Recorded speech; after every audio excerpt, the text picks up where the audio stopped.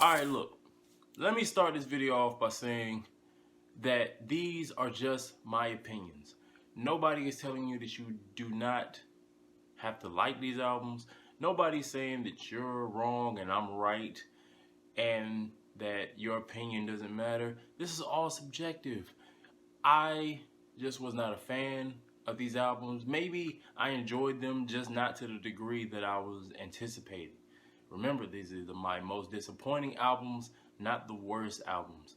And with that out of the way, my most disappointing albums of 2019 is coming your way after the intro, so stay tuned.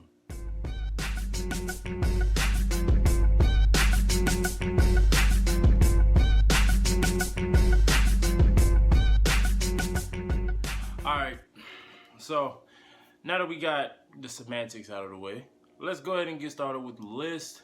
Now, let me just start off by saying I appreciate everybody that tuned in to my favorite albums of 2019 list. This is the one that people voted for the least, so I hope this isn't the video that y'all watched the least.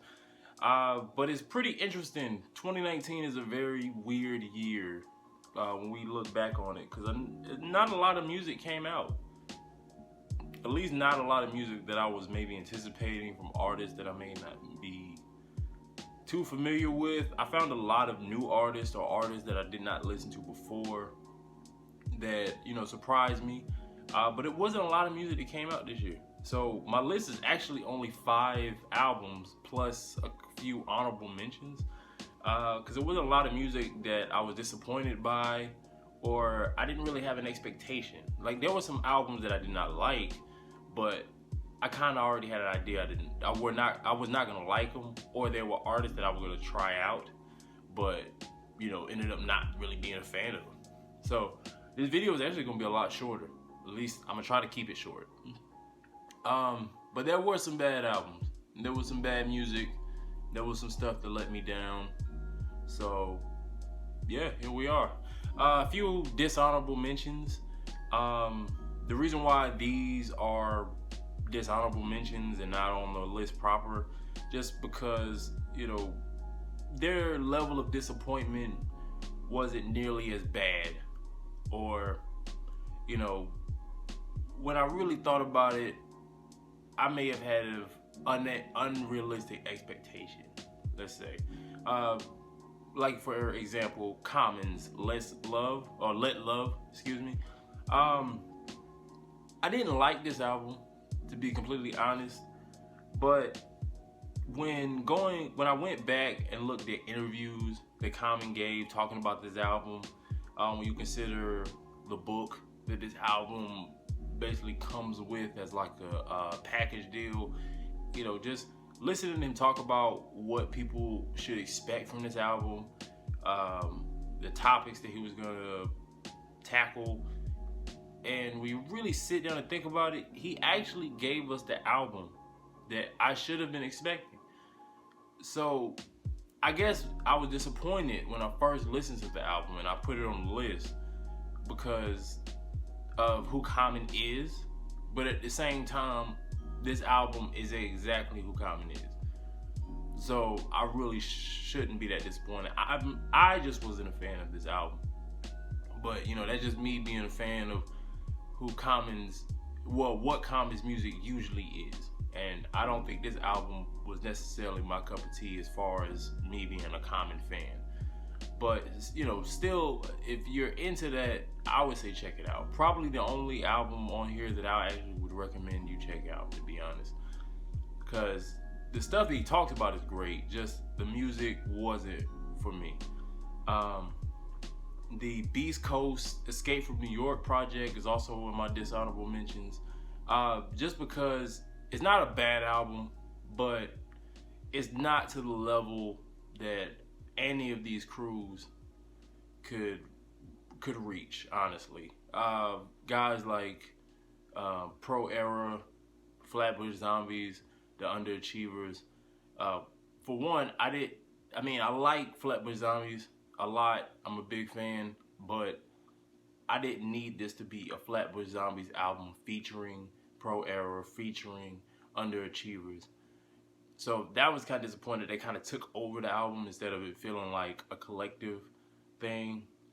And also, I just, all the songs just didn't hit, and it's really hard to have all these guys on this album and expect everybody to get even amount of time to shine. Either this album is going to be like 30 tracks long, or you're going to have 4-bar verses from one person, 8-bar verses from another person. It's really hard to keep that interesting for an entire album. And last but not least, Zachariah, Run Wild, Run Free. Honestly, and the only reason why I put this in the dishonorable mention, I wasn't a fan of this project at all, but my expectation was more as a result of, who he signed to. Really by association. TDE is my favorite crew, my favorite record label. And from SZA to Isaiah Rashad to J-Rock to Kendrick, Ab-Soul, for the most part, they don't miss. It's been great music, great albums from top to bottom from each person in the crew. So it was big expectations going into this. I mean, hell, Sir was on my best albums, of my favorite albums of 2019 list with his project, with Chasing Summers. So it was a big expectation placed on Zachariah just because of who he signed to. And I wasn't a fan of this. But honestly, it's just, when I really think about it, he's probably on one of the few songs I didn't really like from Damn, which was Love. And, I should have known better when I saw a Lil Yachty feature on the project, but I still gave it a shot, and I was just really not enjoying this project at all. If you liked it, it's fine, but it just wasn't for me. But, that's enough for that. Let's get to the list proper, because these albums, I had expectations up to here, and when it came down to it, it just did not deliver for me at all. So starting it off, to be completely honest, I completely forgot that this album came out. I don't know whether I was just so bored listening to this, or I subconsciously just suppressed this from my memory. And that is Solange, When I Get Home. Now, Seat at the Table was one of my favorite albums to come out. And honestly, I liked Solange, but I wasn't like a big fan of her before that album. So, to have an album as fantastic as that one, I was very much looking forward to her next body of work. And I did not like this at all. The thing is, I think that the project, A Seat at the Table, she had something to say. She did it in her own style, but she had a message and it came across well. But with this album, it just felt like a bunch of loose threads, a bunch of random thoughts put together. Well, not even really put together. It was just a bunch of random streams of consciousness. And maybe that was the point, but it was lost on me. It was lost on me a lot. There's some songs that are just her kind of, it sounds like she's just aimlessly riffing. You could barely really consider them songs. And then the songs that are like actual complete, tracks just feel boring. Nothing sticks with you. Like, Cranes did, or Don't Touch My Hair did, or her last project. Nothing from this. There was not a single song that made me like want to come back to this. Even if the rest of the album was bad, you may find a couple songs here and there. Even in the Zachariah project I talked about, I love the single Don't Trip, which also was a reason why I went into it with high expectations. But with this, there was nothing I took away from this at all.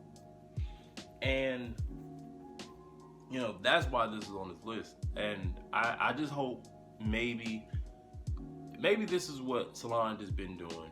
Like I said, I liked her stuff. It was cool, but I never really paid much attention to her before Seat at the Table, musically anyway. So maybe this is what she's been doing and she's just getting back to basics. But to me, I just hope maybe we can get another seat at the table at some point in the future. But, you know, that's number 5. Number 4, Rick Ross, Port of Miami 2. Like, this album necessarily isn't bad, which I probably should have put this below Solange. But the reason why it's a little higher is because of the quality that I could say about Rick Ross. Even if you're not a big fan of everything he does, there's still a certain level of quality. And I don't know, just a lot of these songs just sound lazy. And they're supposed to be like his big grand finale. Apparently this is his last album. Or at least, maybe I'm wrong about it. Maybe I'm getting mixed up with Jeezy. But this was supposed to be the last album that Rick Ross was putting out. And then from features, he's been killing it. Like, the one that really sticks out is the dope feature he put on Denzel Curry's project. You know, the guy's been killing it, at least on the feature side. So there was a certain level to me of when it came to his album I thought was gonna be there, and it just wasn't. It's not necessarily a bad album, just nothing stuck out besides the song Big Time with Swiss Beats. I really love that one. But other than that, nah, I didn't like this one as much. I don't really have much bad to say about it, but it's really just because there was just much that stuck with me to even remember this project that well. So I'm just gonna cut it there. Number 3. Now I almost feel bad the next 2 albums talking about, you know, because both of these albums I feel like are a result of the passing of a rapper that really affected the creative process of this album. With both of these albums were affected totally different to me. At least from interviews and what I can gather, they were affected differently.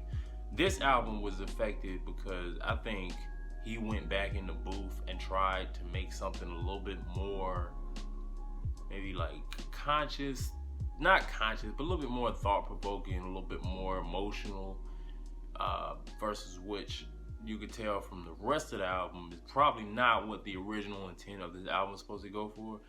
And that was YG's For Real, For Real. I did not like this at all. And to be honest, you know, after, you know, Crazy Life and Still Crazy, you know, YG's 3rd album, which I think made my list last time. I don't know whether it was last year or the year before. But after that album, I shouldn't have really had much expectation.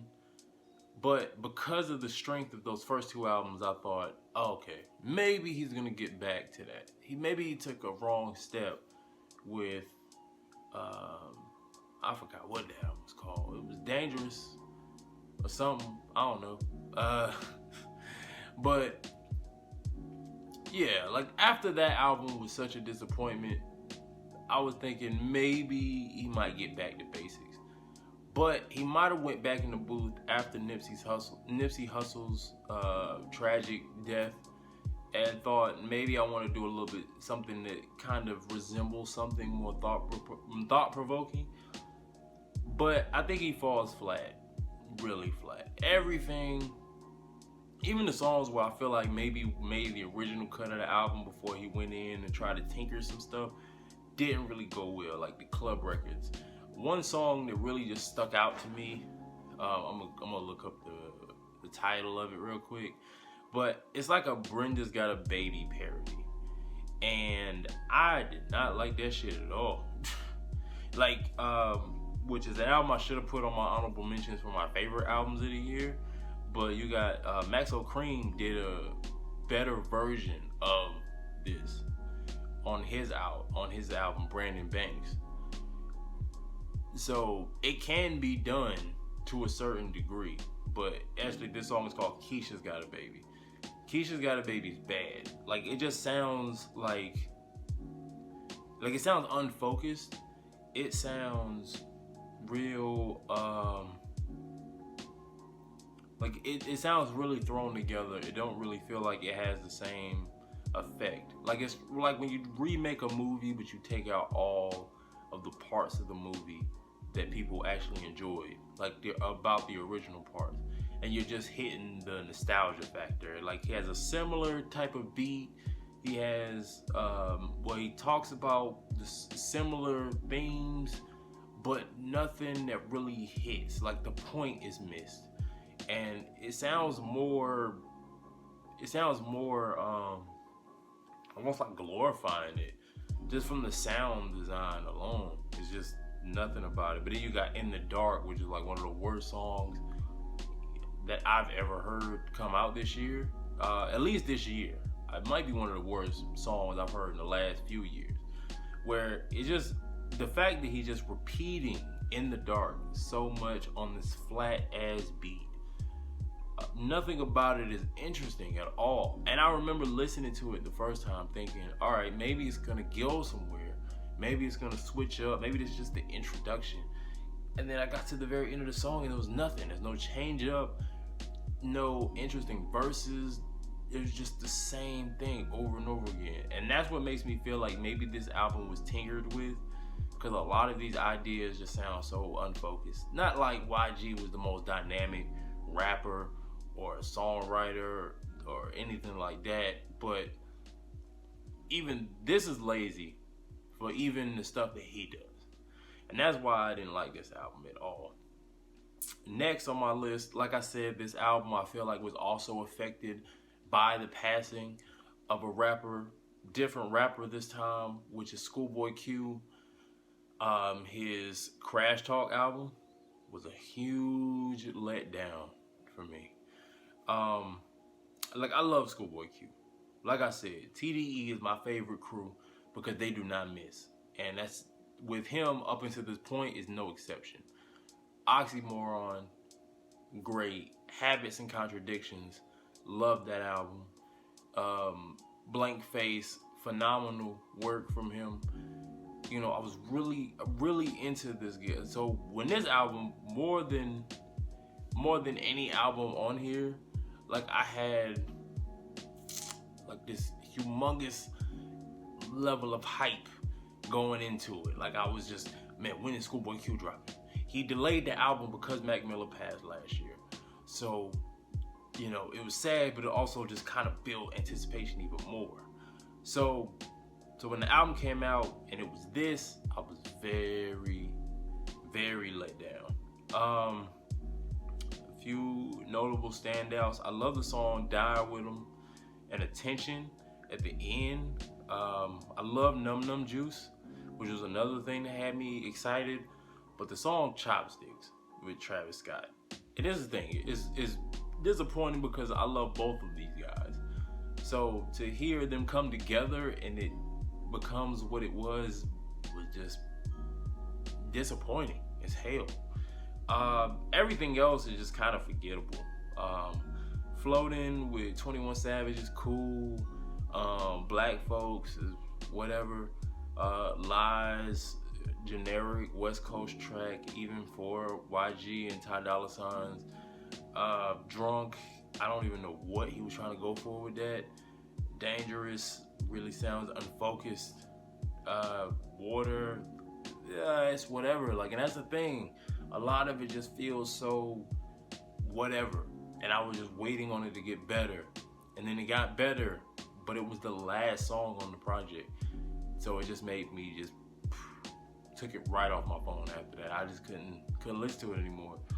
But even that's not bad. All the albums that I've talked about are not bad per se. They're just boring, or they just did not live up to the level of hype going around it. But you know, because I'm a fan of these artists, you know, did not meet a certain expectation that I may have had as a fan. But they were not bad albums per se. But this album is bad. This is probably one of the worst rap albums I've heard in a long, long time. And anybody that's following me on social media know exactly who I'm talking about. So let's get on with it. Big Day by Chance the Rapper. When I tell you, I had to laugh at this album because I just did not understand what I was listening to. I'm pulling up the track list now. First of all, the album is 22 tracks long. So in today's day and age, it's really hard to sustain a level of quality of any degree with an album this long. But even if you cut this album in half, it would still be bad.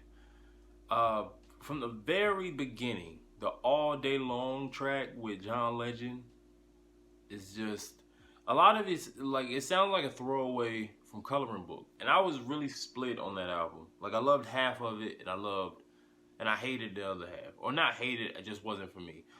But it sounded like a throwaway of that. And it sounded like a throwaway of the songs that I didn't like. And it just went downhill from there. Some notable standouts is Eternal with Smino, which I thought was a joke. I really thought they was going to bust out laughing at the end of the song. Smino verse is so flat, it makes me feel like he knew that this was a bad song, but just wanted to cut that check and dip. And then Chance is just so corny on this. And people talk about Chance being corny all the time. And I try to defend him because I really do enjoy his music. Even the stuff that I may not be a fan of, I still find entertainment. Or at least I understand where he's coming from. I enjoy the message. So it's like, hey, it's not corny. It's just, this isn't for everybody. It's very happy, bubbly rap, and a lot of people just don't want to hear that all the time. I get that. Hip hop is born from struggle. So that's why a lot of people kind of like want to hear at least a little bit of that. So if you're always happy all the time, people are going to turn on you. I get it. But this shit right here is unacceptable. Everything else, I don't even know because it's so, like, I tuned out after a while. Hot Shower is also a mess. If it wasn't for the baby, this song would be completely unsalvageable. The video actually makes it a little bit more entertaining, but listen to it by yourself, like, even as a joke song, it's not funny for the right reasons at all. Like, if this wasn't supposed to be taken seriously, I'm more laughing at the horrible execution of it. Like, this sounds like one of those SoundCloud rappers that don't take themselves seriously. But this album is too big and has too big of a budget, and you're too high profile of an artist to be making trash like this. Everything else is just boring as hell. This song Handsome with Megan Thee Stallion is another one that just makes me go, why? Big Fish with Gucci Mane is awful. 5 Year Plan is boring. Slide Around is, I don't know what the fuck they were thinking of on that. Yeah. I mean, it's, like I said, it's one of the worst rap albums I've ever heard in my entire life. At least in the last 5 years, probably the worst thing I've listened to. That's why it gets the #1 spot. But that's my time. Happy New Year to y'all. I appreciate everybody being patient with me. There was a huge gap when I tried to just kind of get my shit together, basically. Really wanted to make sure that the show was exactly what I wanted it to be. Wanted the schedule to be exactly what I wanted it to be, but I got a new team behind me, new music coming in 2020, more episodes coming in 2020, so make sure you subscribe to the channel if you ain't already. Make sure you check out the playlist for my favorite albums of 2019 that's available on Spotify right now, and make sure you hit that button, hit that bell, hit the button to subscribe, hit the bell just to make sure you don't miss another Vinnie-Dangerous themed video. But until then, until next time, until 2020, much love.